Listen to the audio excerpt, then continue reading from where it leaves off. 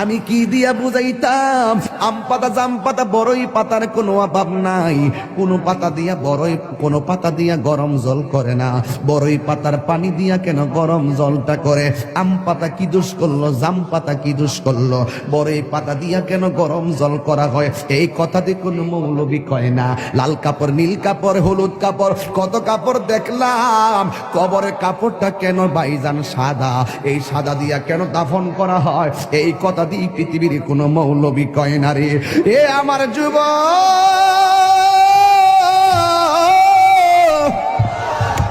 কি দিয়ে বুঝাবো কবরটা কেমন ডেঞ্জারাস? কি দিয়া বুঝাবো মরণটা কত কঠিন? কি দিয়া বুঝাবো তাহিরের যে একটা দিন চলে যাওয়া মানে হলো আমার জীবন থেকে চিরদিনের জন্য দিনটা চলে গেছে।